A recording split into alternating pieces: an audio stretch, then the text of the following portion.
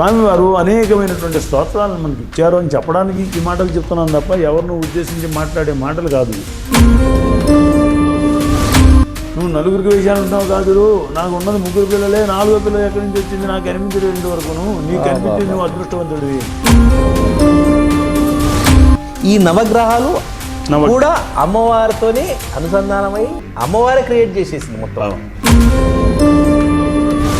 ఋగ్వేదము 21 శాఖ, అందులో 2 శాఖలు మాత్రమే ఉన్నాయి, 19 శాఖలు ఏమైపోయేది తెలియదు.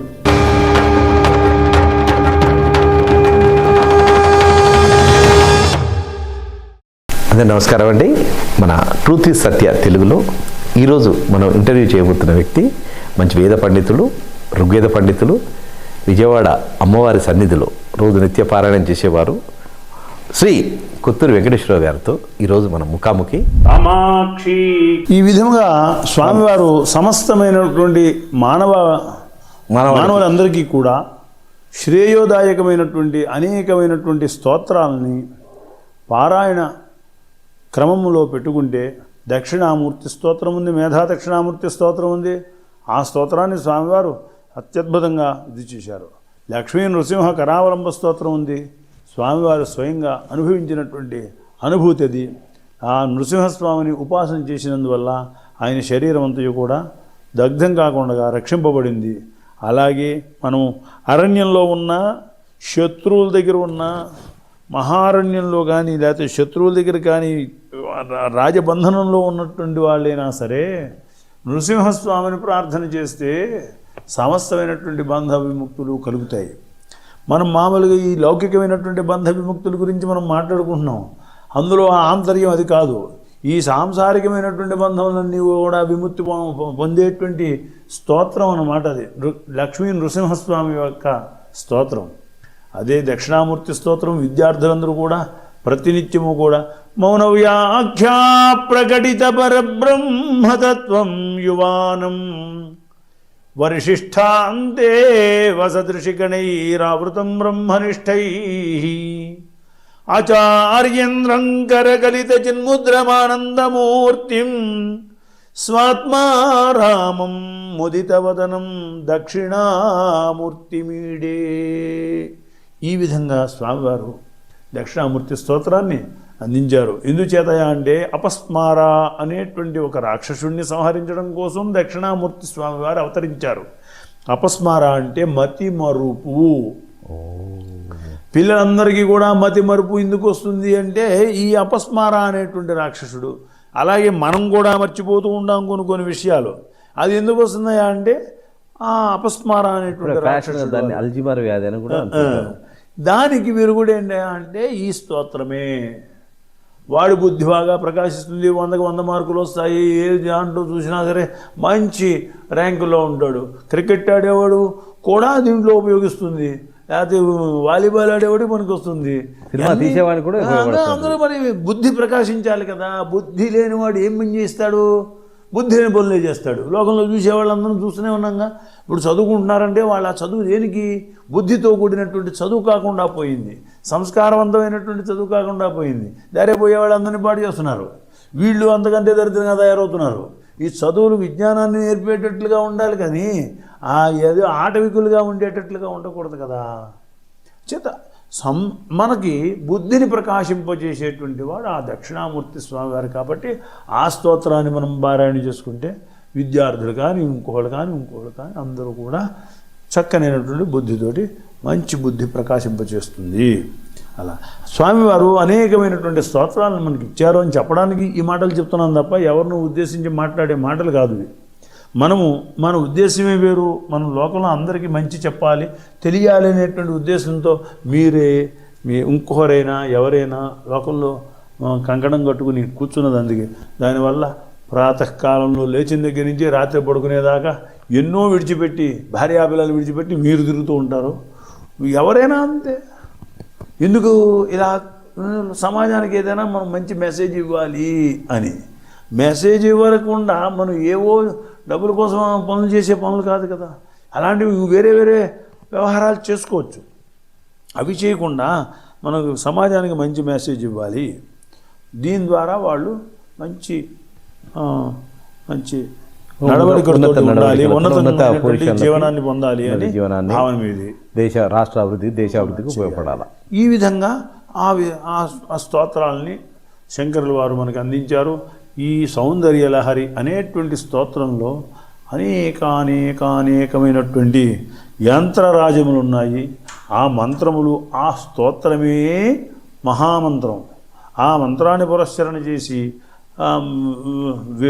వెండి రేకుల మీద కానీ, రాగి రేకు మీద కానీ, బంగారు రేకు మీద కానీ దాన్ని యంత్రాన్ని వేసుకుని ఈ 10,000 సార్లు, 20,000 సార్లు, 30,000 సార్లు ఏవైతే కొన్ని చెప్పినటువంటి స్తోత్రాలు ఉన్నాయో అవన్నీ పారాయణ చేసి ఆ యంత్రాన్ని ధరిస్తే వాడికి సిద్ధిస్తుంది. అది అలా చాలా విషయాలు ఉన్నాయి లోకంలో.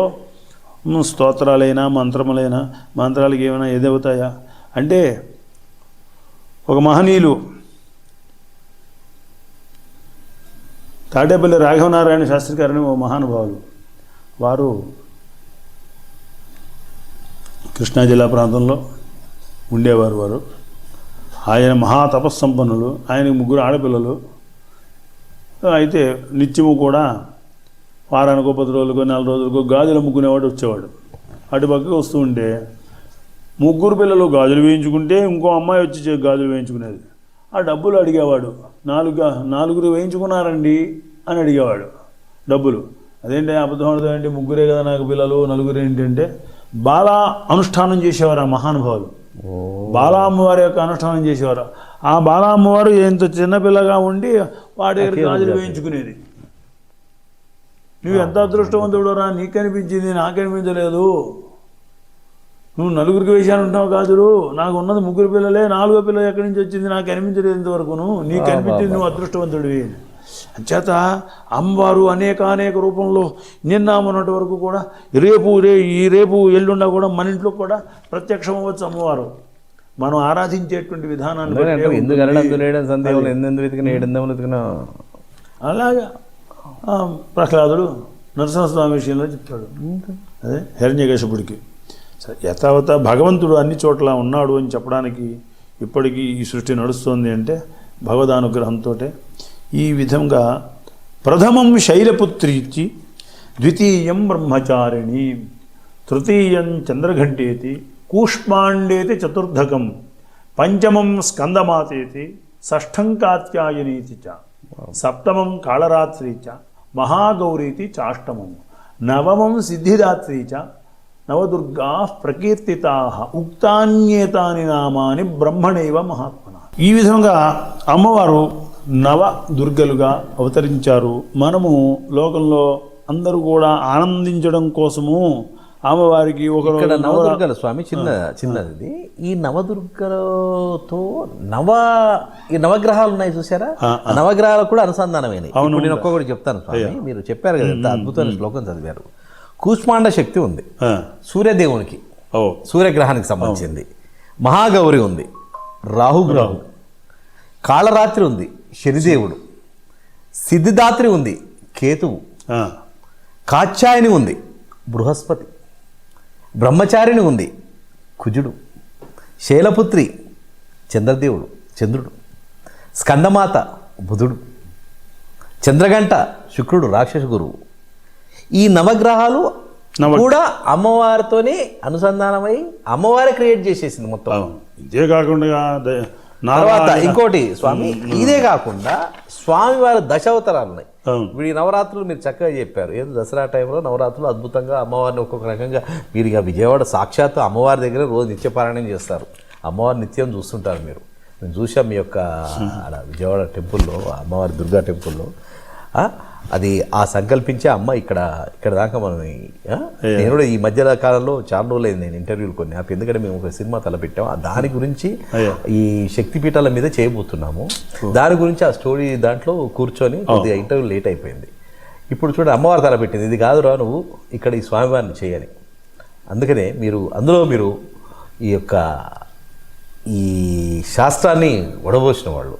అందులో వేదాలలో ఋగ్వేదాన్ని అద్భుతంగా ఉడబోసారు. దాని గురించి సరే, ఇక్కడ దశావతారాల గురించి మాట్లాడదాం. ఈ దశావతారాలు కూడా అమ్మవారికి సంబంధించిన అవతారాలు.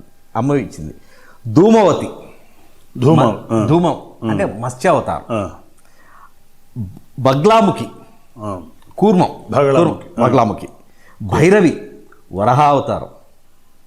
ఈ మధ్యన వరహావతారం ఒక కాంతార అనే సినిమా అద్భుతమైన పెద్ద నేషనల్ లెవెల్లో జాతీయ లెవెల్లో చాలా అందరినీ ఆకట్టుకుంది ఆ కూర్మావతారం. చిన్నమస్త నరసింహుడు, మన ఇంతసేపు నరసింహస్వామి, యాదగిరి లక్ష్మీస్వామి కావచ్చు, అక్కడ నవనరసింహులు ఉన్నారు. నవనరసింహులు.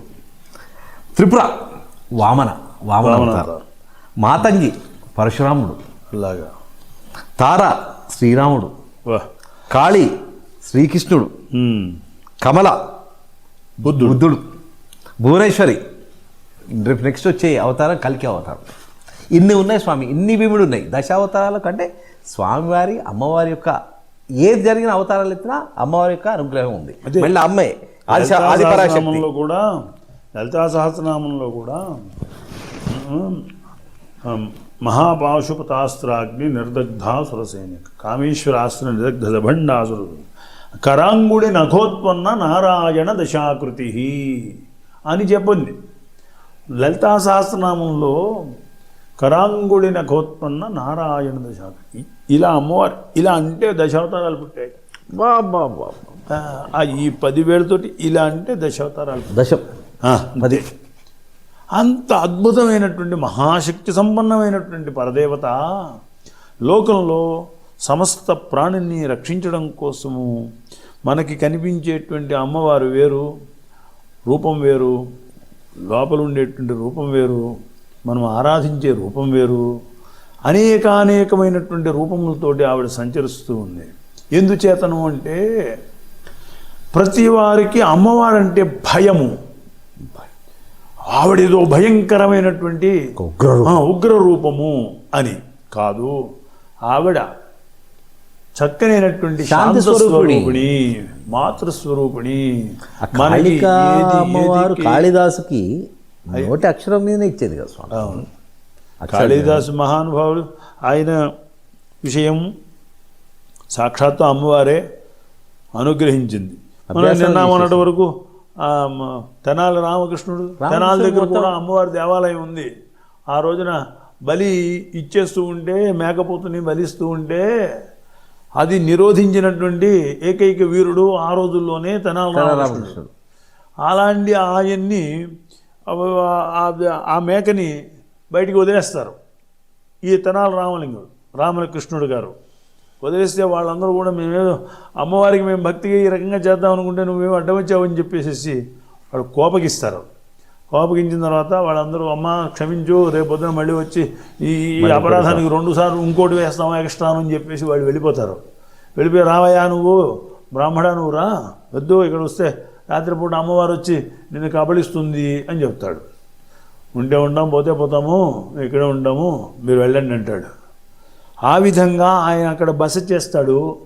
బస చేస్తే రాత్రిపూట అమ్మవారు ఉగ్ర రూపం దాల్చి పైకి వస్తూ ఉంటే ఈయన అలాగా చూస్తూ అలా చూస్తుంటాడు. అమ్మవారికి ఆవిడ అలా ఉగ్ర రూపం దాల్చి వస్తుంది. వచ్చేసరికి ఏంటమ్మా ఈ వేషము, లోకంలో ఉండేటువంటి పామరులందరినీ కూడా ఈ విధంగా నువ్వు ఇది చేస్తున్నావు, లోకంలో సమాజంలో అందరికీ కూడా విజ్ఞానాన్ని పంచు, ఇలాంటి రౌద్రమైనటువంటి రూపంతో నువ్వు ఎలా భాషిస్తే తల్లివి నువ్వు రౌద్రంగా ఉండడానికి వీలు లేదు, శాంతస్వరూపిణిగా ఉండవలసిందని చెప్పి ప్రార్థిస్తే అప్పుడు ఆవిడ నీకు భయం లేదా నన్ను చూస్తేను అని ఆవిడ అంటుంది. అంటే నా తల్లి దగ్గర నేను భయపడతానా, నీ దగ్గర నేను ఎందుకు భయపడాలి? అందుచేత ఈ విధంగా శాంతస్వరూపిణిగా ఆవిడ అవతరించి ఆయనకి పాలు పెరుగు 2 కప్పులు ఇస్తుంది. నీకు ఏది కావాలి, ఇది విజ్ఞానము, ఇది ధనము, నీకు ఏది కావాలో తీసుకో అని చెప్తుంది. ఈ 2 కలిపేసేసి తాగేస్తాడు. తాగేసి చూపిస్తాడు. అమ్మా ఇప్పుడు నేను విజ్ఞానధనుడయ్యానా అని ఆవిడ ప్రశ్నిస్తాడు. విజ్ఞానధనుడు కాదు, నువ్వు వికటకవైపోతావు అని ఆవిడ శపిస్తుంది. సరే, శపించడం కాదు, కొన్ని శాపాలు వరాలు అవి అంతే కదా. మనకి శాపంలాగా కనిపించవచ్చు, అది వరం. ఆయన విజ్ఞానధనుడయ్యాడు. లోకంలో ఎంతో ఆ రోజున రాయలవారి యొక్క సంస్థానంలో ఎంతో అద్భుతమైనటువంటి ఘనకీర్తిని సాధించాడు. మన రాయలవారికే ఘనకీర్తిని సాధించి పెట్టాడు. మన తెలుగువాడైనటువంటి తెనాలి రామలింగుడైనటువంటి నియోగి బ్రాహ్మడు చక్కగా అంటే ఇక్కడ ఇది నియోగి వైదిక అనేది కాదు, అట్లా కొంచెం గొప్ప చమత్కారం, గొప్ప ఆ శాఖలో ఉండే వాళ్ళకి మనవాడు ఇలా అలసాని పెద్ద సంతోషిస్తారు అని. అలా అలసాని పెద్దన గారు ఇలాంటి మహనీయులందరూ మధ్యలో మరి అమ్మవారిని ప్రసన్నం చేసుకున్నారా లేదా? మరి మనం ఎందుకు చేసుకోలేము? అలాగే ప్రథమం శైలిపుత్రి తీర్థజయం బ్రహ్మచారిణి, ఇవన్నీ కూడా నవరాత్రుల్లో అవతారములు, అమ్మవారి యొక్క నిజమైనటువంటి అవతారములు. కానీ అవన్నీ శ్రీశైల క్షేత్రంలో ఈ విధముగా అమ్మవారిని అలంకరిస్తారు. మరి మిగిలిన చోట్ల ఏమో అమ్మవారిని ఒక రోజు రాజరాజేశ్వరి కింద, ఓ రోజు అన్నపూర్ణ కింద, ఓ రోజు మహాలక్ష్మి కింద, ఓ రోజు ఈ విధంగా కొన్ని శాంతమైనటువంటి అవతారాలను వేస్తూ ఉంటారు. ఈ సంప్రదాయము ఉంది, ఆ సంప్రదాయం ఉంది.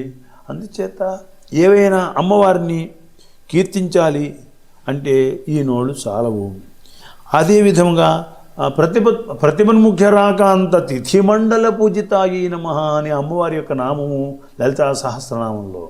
అంటే ప్రతిపత్తి నుండి పౌర్ణమి వచ్చేంత వరకు కూడా అమ్మవారిని ఆరాధన చేయమని చెప్పారు. మనం 10 రోజులతోటే ముగించేస్తున్నాం విజయదశమి నాడు. అంచేత 15 రోజులు ఎందుకు చేయాయా అంటే ప్రతిపత్తి రోజున ఏది చంద్రకళ అయితే ఉంటుందో ఆ చంద్రకళ పౌర్ణమి వరకు అభివృద్ధి ఏ విధంగా అయితే పొందుతుందో అదే విధముగా వీడు అద్భుతమైనటువంటి మేధాసంపన్నుడుగా అనుష్ఠానంలో ఒక నిష్ణాతుడుగా ఉండేటట్లుగా ఆ అమ్మవారు ఆ రకమైన ఆరాధన చేయడం ద్వారా సిద్ధిస్తుంది. ఒకటి శ్రీచక్రంకి ఈ అమ్మవారి యొక్క ఆరాధనకి అత్యద్భుతమైనటువంటి సమావేశం ఉంది. ప్రతిపత్తి నుండి పౌర్ణమి వరకు అమ్మవారిని ఈ విధంగా శ్రీచక్రార్చన ఆరాధన చేస్తే ఆ 15 కళలు కూడా ఈ శ్రీచక్రంలోకి ఆవాహన అవుతాయి. చంద్రుడి యొక్క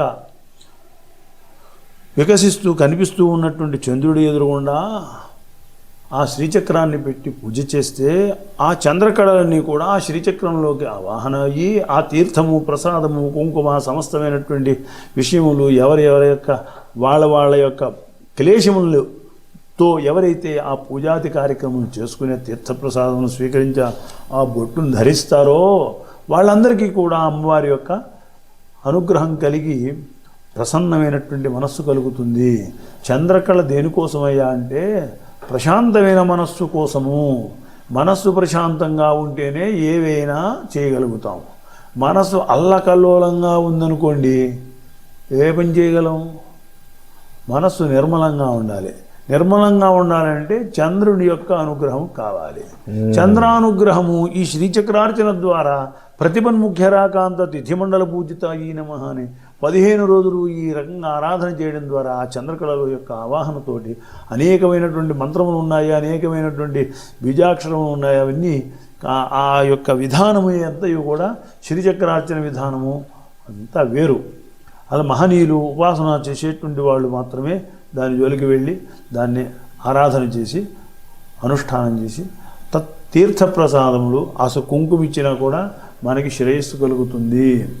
అలాంటి అమ్మవారి యొక్క ఆరాధన అనేక రూపాల్లో, అనేక ప్రాంతాల్లో, అనేక చోట్ల అవతరించారు. మానవులందరినీ తరింపు చేయడం కోసం ముష్కరులు ఉన్నారు, దుష్కరులు ఉన్నారు, మంచివాళ్ళు ఉన్నారు, అనేకమైనటువంటి ఉన్నవాళ్ళు. చింతయితే కామం తంతం ప్రాప్నోతి నిశ్చితం పరమేశ్వర్యమతులం ప్రాప్ససే భూతలే పుమాన్ అని అమ్మవారు చెప్పారు. నన్ను ఎవరు ఏ విధంగా అయితే కీర్తిస్తారో, ఎవరు ఏ విధంగా అయితే ఆరాధన చేస్తారో, ఎవరు ఏ విధంగా అయితే హవనాది కార్యక్రమాలు చేస్తారో వాళ్ళందరికీ కూడా వాళ్ళ యొక్క కోరికల్ని తీర్తాను. ఇది శపథము అని చెప్పింది ఆవిడ. అంచేత మనకి ఇప్పుడు నేను ఈ పని చేస్తానండి అని నేను అన్నాను అంటే నేను ఏమైనప్పటికీ కూడా చేసి తీరాలి. చేస్తాం. మనం మానవులమే ఆ మాటను నిలబెట్టుకోవడం కోసం మనం ఇంత ప్రయత్నం చేస్తూ ఉంటామే. అమ్మవారే సాక్షాత్తు ప్రత్యక్షంగా మార్కండేయ పురాణంలో సప్తశతిలో అమ్మవారు ఆ విధంగా చెప్పింది. చెప్పినప్పుడు ఆవిడ ఎందుకు చేయరు? చేస్తుంది. అలాంటి చేయడానికి మనం ఏం చేయాలి అంటే ఆవిడ స్తోత్రం చేయాలి. స్తోత్రం ద్వారా అమ్మవారు అనుగ్రహిస్తారు. అమ్మా, నీ అంతటే మహనీయమైనటువంటి దాన్ని కీర్తించడానికి నాకు ఈ నోరు ఇచ్చినందుకు ధన్యవాదములు అని చెప్పి అమ్మవారిని ఎప్పుడు కీర్తిస్తూ ఉన్నారు. అలాగే సౌందర్య లహరిలో అనేకమైనటువంటి స్తోత్రాలు ఉన్నాయి. మూగవాడు కూడా చక్కగా అమ్మవారిని ఆరాధించాడు. అలాగే మూక పంచశతి అని కామాక్షి అమ్మవారి యొక్క దేవాలయంలో చూస్తున్నారా. ఇప్పుడు మీనాక్షి అమ్మవారి గురించి ఏదో నాకు వచ్చింది, నాకు తెలిసింది చెప్పాను. మీనాక్షి కామాక్షి అమ్మవారి గుళ్ళవాడికి కాదు, మాటలు వచ్చాయి. ఎలా వచ్చాయంటే ఆ కామాక్షి అమ్మవారికి ఈయన మూగవాడు సేవలు చేసుకుంటూ ఉండేవాడు అమ్మవారికి. ఆ సేవలు చేసుకునేటప్పుడు తాంబూల సేవ కూడా ఉంటుంది కదా, తాంబూలం అక్కడ అమ్మవారికి పెట్టేవారు. ఆవిడ ఆ తాంబూలాన్ని చక్కగా వేసుకునేవారు. అలా వేసుకోగా ఒక రోజుని ఇంత నోట్లోంచి పడిందిట, ఏదో ఇక్కడ పడిందని చెప్పి ఈ నోట్లో వేసుకున్నాడు. అంతే అక్కడి నుంచి అసలు మూగవాడైనటువంటి ఈ యొక్క విప్రుడు అమ్మవారి మీద శ్లోకాలు అనేకమైనటువంటి స్తోత్రాలు చేశారు. దాన్ని మూక పంచశతి అంటారు. అలాగా అది సౌందర్య, ఇది మూక పంచశక్తి. ఈ విధంగా అమ్మవారిని కీర్తించి ఆ మూక పంచశతి ద్వారా అమ్మవారు ప్రసాదించింది ఇంత తాంబూల తంబి. చిన్నప్పుడు తల్లి తాంబూలం వేసుకుంటే చిన్నపిల్లలు అమ్మ నాకు పెట్టు అనేవాళ్ళు. అది పూర్వకాలం. ఇప్పుడు ఎవరికి అలాంటి మాటలు మాట్లాడితే నచ్చదు కూడాను. ఆ తల్లి ఒరే అని పెట్టేది. అలాంటి భావనతో ఆ తల్లి ఆయనకి ప్రసాదించింది. ఆయన మూగవాడైన పండిందా లేదా చూడరా అని అద్భుతంగా ఆయన మహాకవి అయిపోయాడు.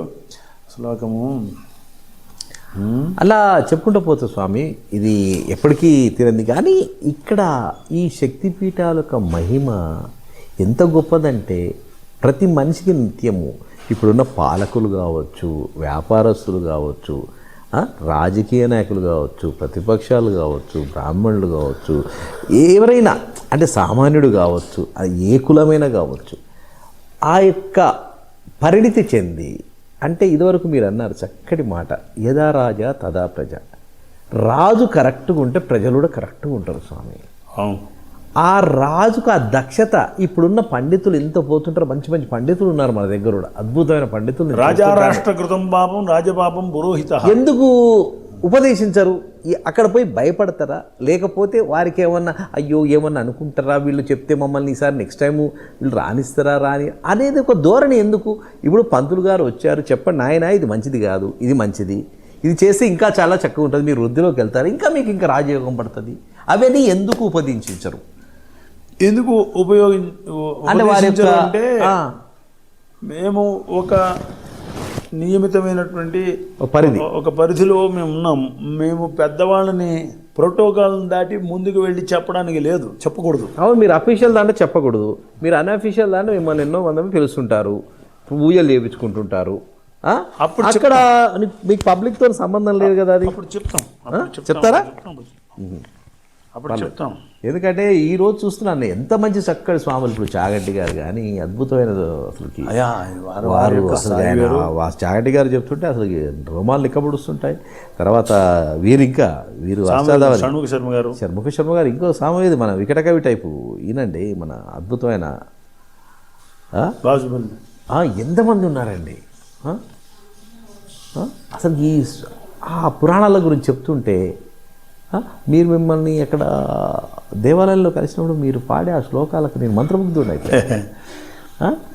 తర్వాత ఋగ్వేదంలో మీరంత బాగా దాన్ని వడబోసారు కదా, ఆ ఋగ్వేదం గురించి మాట్లాడుకుందాం స్వామి. అది ఎలా ఓడబెట్టింది, మీరు అసలు ఎక్కడ మీ జన్మస్థానం ఏంటి, అసలు మీరు ఎక్కడ దాన్ని ఎలా నేర్చుకోవాల్సి వచ్చింది, ఎందుకు నేర్చుకున్నారు, దాని నుంచి మీరు చెప్పాల్సిన మన శ్రోతలకు చాలా. లోకంలో వేదం చదువుకుంటే ఇది వస్తుంది అది వస్తుంది అనే ఉద్దేశంతో ఆ రోజుల్లో ఎవరు చదువుకోలేదు, ఇది సత్యం. మా తల్లిదండ్రులు ఎందుకో మా భాగ్యవశాత్తు తీసుకువెళ్ళి తిరుపతి దేవస్థానం పాఠశాలలో మమ్మల్ని అప్పుడు పివిఆర్కే ప్రసాద్ గారు ఆయన ఈవోగా ఉండేవారు. ఆ సమయంలో ఆ పాఠశాలలో మమ్మల్ని చేర్చారు. ఆ వెంకటేశ్వర స్వామి వారి పుణ్యం వల్ల చదువుకుని కొన్నాళ్ళ తర్వాత ఎండోమెంట్లో పోస్టులు వస్తే వినాయకరావు గారు అనే మహనీయుడు ఆయన మనకి ఈ పోస్ట్ని ఏర్పాటు చేసి అమ్మవారి సన్నిధిలో. ఎన్ని సంవత్సరాలు పట్టింది మీకు ఋగ్వేదం మొత్తం 12 నేర్చుకోవడానికి? సంవత్సరాలు 12 సంవత్సరాలు పట్టింది. 12 సంవత్సరాలు. క్లుప్తంగా కొద్దిగా విశదీకరిస్తారా? అది ఈ యొక్క వేదము, ఋగ్వేదము ఒక దేవతలందరినీ కూడా స్తోత్రం చేసేటువంటి మహత్తరమైనటువంటి మహామంత్రరాజ్యం. ప్రతి దేవతని కూడా ఆవాహన చేయడం, వారిని స్తోత్రం చేయడం, అవే దేవతల్ని ఆ మంత్రంతో ఈ అగ్నిహోత్రం ద్వారా ఆహుతిస్తే ఆ మంత్రము దేవతకి వెళ్ళి చేరేటట్లుగా ఉండేటువంటి ఈ ప్రతి మంత్రానికి కూడా ఋగ్వేదంలో ఋషి దేవతా ఛందస్సు అన్నీ కూడా ఉంటాయి. ఋషి దేవతా ఛందస్సుతో మాత్రమే ఆ మంత్రాలను చెప్తాము. మిగిలిన వేదములన్నిటికీ కూడా అలాంటి సౌలభ్యము లేదు. పురాతనమైన వేదం కదా ఋగ్వేదానికే పురాతనమైనది కదా, ప్రాచీనమైన అన్ని వేదములు. ఫస్ట్ మొదటిది అన్ని వేదములు ఒకటే వేదం. మొదటిది ఏది? ఋగ్వేదం. అంటే వ్యాసులు వారు ఏం చేశారయ్యా అంటే, ఈ బుద్ధి తక్కువ వాళ్ళు తయారవుతారు ఈ కలియుగంలో. ఈ వేదము అంతా ఒకటే, ఋగ్యజు సామ అథర్వణం అన్ని 4 కూడా ఒక వేదమే. వీళ్ళు బుద్ధి ప్రకాశించకుండా ఉండడం చేత మొత్తానికి వేదం అంటే భయపడిపోతారని చెప్పి వాటిని విభజన చేశారు 4 వేదములుగా. ఓకే, ఋగ్వేదము, యజుర్వేదము, సామవేదము, అథర్వణ వేదము 4 భాగములుగా విభజన చేసి ఇది ఋగ్శాఖ, ఇది యజుశాఖ, ఇది సామశాఖ, ఇది అథర్వశాఖ అని విభజన చేశారు. మనము చూస్తున్నటువంటి ఈ వేదము, ఈ సైన్స్ మొత్తం యజుర్వేదంలో సంబంధించింది. ఋగ్వేదమేనా? సైన్స్ అంటే సైన్స్ అంటే ఎందుకంటే అడాల్ఫ్ హిట్లర్ కూడా యుద్ధము చేసేటప్పుడు సంథింగ్ అక్కడ ఏదో సరిగా ఆ యుద్ధానికి సరిపోయే ఒక మిషను సమ్ కైండ్ ఆఫ్ ఒక ప్రాబ్లం ఆసనమైందట. అప్పుడు అతను ఒక రాజమండ్రిలో ఉన్న రాజమహేంద్రలో ఉన్న బ్రాహ్మణుని అతన్ని పిలిపించుకొని స్పెషల్గా ఆ సమస్యను సాల్వ్ చేయించాడట. అది వేదం నేర్చుకున్న, అది యజుర్వేదం నుంచి. విమానాన్ని కనుక్కున్నది కూడా సైన్స్, భారద్వాజ విమాన శాస్త్రం. అంటే వేదం నుంచే సైన్స్ పుట్టిందని అంటారు. అవునండి, అంతే. అంటే సైన్స్ అండ్ టెక్నాలజీ అనేది ఎస్టాబ్లిష్ అయింది వేదం నుంచి కూడా, ఒక పురాతనం నుంచి. ఇక్కడి నుంచి అదే అంటే అక్కడి నుంచి చాలా తీసుకున్నాను అంటారు సైంటిస్టులు. ఇదంతా మొత్తం మామూలు కంప్యూటర్ కొడితే ఇన్ని లక్షలు, ఇన్ని కోట్లు అని లెక్కించడానికి అంకెలు ఉన్నాయి. ఎంతవరకు ఎన్ని సున్నాలు పెట్టుకుంటూ వెళ్తాడో చెప్పండి. ఒక్క అంకికి ఒక అంకిని దాని చుట్టూ ఎన్ని సున్నాలు పెట్టుకుంటూ కంప్యూటర్లో వెళ్ళగలడో చెప్పండి. అంతకంటే పైన ఉన్నాయి సున్నలు. ఆ సున్నల లెక్క అంతా కూడా యజుర్వేదంలో ఉంది. ఈ కంప్యూటర్ ఎంతవరకు పనిచేస్తుంది? ఇక్కడి నుంచి అక్కడ దాకానే పనిచేస్తుంది. ఇది ఇంకా అవతలకు వెళ్ళిపోయింది. ఈ కంప్యూటర్ కూడా మ్యాన్ పవర్తోనే కదా, మన మ్యాన్ లేకపోతే దాన్ని వాడలేము కదా. అయితే వేదం అనేది ఒక అద్భుతము. వేదము అంటే వేదవ్యాసుడు మన పురాతనం పుట్టక ముందే వేదవ్యాసుడు ఎప్పుడు లెక్కించేసేది. వీళ్ళు అల్పబుద్ధి వాళ్ళు అవుతారు. వీళ్ళకి కొంచెం బుద్ధి ప్రకాశించేటువంటి అవకాశం తక్కువ. మిగిలిన వ్యాపకాల్లో వీళ్ళు ఎక్కువగా ఉండిపోతారు అని వారు ముందుగానే దూరదృష్టితో చూసి అందరికీ కూడా కొంచెం సౌలభ్యమైనటువంటి విధానంలో 4 వేదాలని చేశారు. ఋగ్యజు సామ అథర్వణాలు. అయితే మనకి తెలుస్తున్నటువంటి వేదం ఇంతే, ఇంకా ఉంది. ఋగ్వేదము 21 శాఖ, అందులో 2 శాఖలు మాత్రమే ఉన్నాయి. 19 శాఖలు ఏమైపోయో తెలియదు. యజుర్వేదం 108 శాఖలు, అందులో 2 శాఖలే ఉన్నాయి. 106 శాఖలు ఏమైపోయో తెలియదు. సహస్రం 1 శాఖ సామవేదము, అందులో 6-5 శాఖలు మాత్రమే ఉన్నాయి. మిగిలిన శాఖలన్నీ ఏమైపోయో తెలియదు. అలాగే అథర్వవేదము. లోకంలో మనం ఈ ఉన్న పండితుల్ని, ఈ ఉన్న వాళ్ళని చూసి చాలామంది ఉన్నారు అనుకుంటున్నాము. ఆ 1000 శాఖలు సామవేదము. వేదానాం సామవేదోస్మి అది భగవద్గీత. ఈ నలుగురు ప్రాపర్గా పఠించిన స్వాములు ఉన్నారా ఇప్పటికి కూడా? అయ్యయ్యో, చాలా మంది ఉన్నారా? లేకపోతే ఎలా? ఈ 4 అంటే 12 సంవత్సరాలు ఒక్కొక్క వేదానికి, అంటే 48 ఇయర్స్, అంటే 48 సంవత్సరాలు చదవక్కర్లేదండి. ఒక వేదాన్ని మనం 8 సంవత్సరాల్లో 10 సంవత్సరాల్లో చదివేసుకున్న తర్వాత ఇవి మిగిలిన వేదాలని ఈజీగా చదివేసుకోవచ్చు. పునరావృతం అంటే రిపీట్ అవుతుందా? అవుతుంది. ఒక 4-5 సంవత్సరాల్లో మొత్తం అన్ని చదవగలరు. దానికి తగినటువంటి బుద్ధి కానీ అంత జ్ఞానం వస్తుంది అంటే అంత పట్టు వస్తుందా? వస్తుందండి అంత తక్కువ కాలంలో. ఏం మొహమాటం లేదు అందులో. అలాంటి మహనీయులు కూడా ఉన్నారు, మొన్నటిదాకా ఉండేవారు. అంటే వాళ్ళు ఇంక కొంతమంది అంటే మీడియా పరంగా వెలుగులోకి రాలేదు అంతే, కానీ ఉన్నారు పెద్దవారు అయిపోయారు, కానీ ఇప్పుడైతే లేరు. ఉన్నారు అక్కడక్కడ ఉన్నారండి, ఉన్నారు. అయ్యో 4 వేదాలు చదువుకున్న మహనీయులు ఉన్నారు. రాజమహేంద్రవరం లోకంలో ఎక్కడైనా ఇప్పుడు మీరు అంటే వేద పాఠశాలలో ఇతరత్ర బయట చోట కూడా చదువుకున్నటువంటి వాళ్ళు ఉన్నారు, అక్కడెక్కడ ఉన్నారు. అంటే ఒక వేదము 4 వేదాలు చదువుకున్నటువంటి 1000 మంది ఉంటే ఎంత ఆనందంగా ఉంటుంది. 4 వేదాలు 1000 మందిలో ఒకరు చదువుకుంటే ఎంత ఆనందంగా ఉంటుంది. అద్భుతం స్వామి. అయితే ఇప్పుడు స్వామి మనం ఇన్ని శక్తిపీఠాల గురించి మాట్లాడాం, ఇంత వేదాల గురించి మాట్లాడాం. ఇప్పుడు చండీ హోమం అసలు ఎంత ఒక పవర్ అంటే ఒక శక్తి ఇచ్చే చండీ హోమం, దాని విశిష్టత అమ్మవారికి ఎందుకంటే నిత్యం చేస్తూనే ఉంటారు మీరు విజయవాడ దుర్గమ్మ టెంపుల్లో. ఆమె అమ్మవారు కూడా వీధులలోకి వచ్చి సంచరిస్తుంటారు. అమ్మో బంగారం ఎందుకంటే దసరాల్లో ప్రొద్దు నుంచి 20 10 రోజులు సీసీ కెమెరాలు మొత్తం అన్నీ కూడా పనిచేస్తూ ఉంటాయి. ఎవరైనా ఇది తీసి అక్కడ పెట్టారా, అది తీసి ఇక్కడ పెట్టారా, ఎవరు వచ్చారా, ఎవరు వెళ్ళారు అనేటువంటి మొత్తం రికార్డు ఉంటుంది అంతమంది జనంలో. అవును ఏమండి, అలా ఉండేటువంటి సందర్భంలో 1 గంట 2 ఆ ప్రాంతంలో అలా కెమెరాలన్నీ ఎదురుకుండా ఓ తెల్లనటువంటి స్వరూపం అలా వెళుతున్నట్టుగా, కాసేపు ఆగిన తర్వాత మళ్ళీ లోపలికి వస్తున్నట్లుగా, ఇలాంటివి అనేక సార్లు చిత్రీకం అందులో కెమెరాల్లోకి బందీ అయ్యేది.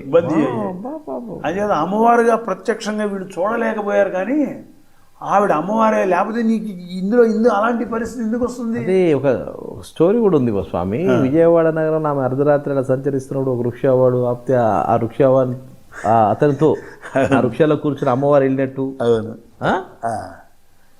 కథలు వచ్చిన కనకదుర్గ ఇలాంటి సినిమాల్లో వాటిలో ఇది మాత్రం. కానీ ఇంకొకటి ఉంది స్వామి, అమ్మవారు ఉన్నారు. అమ్మవారి ముక్కు పుడకని ఎప్పుడైతే ఆ కృష్ణ వాటర్ తగిలితే అంటే భూ ప్రకంపనాల ఏంటి ఏమన్నా అట్లా జరుగుతుందా? అది ఉందా? శాసనం ఉంది అలాగా. అమ్మవారు ఆ విధంగా కనుక దుర్గా అమ్మవారి యొక్క బ్రహ్మంగారుడు చెప్పారట, ముక్కు పుడకని అమ్మవారు కృష్ణానది తాకితే జలప్రళయం వస్తుంది అని ఉన్నది. అందుకని రాత్రిపూట అమ్మవారి దేవాలయాన్ని కట్టేసేటప్పుడు చక్కగా దాన్ని భద్రంగా తీసి లోపల పెడతారు. మళ్ళీ ప్రొద్దుటే దేవాలయం తెరిచినప్పుడు అమ్మవారికి నిక్షేపం చేస్తారు.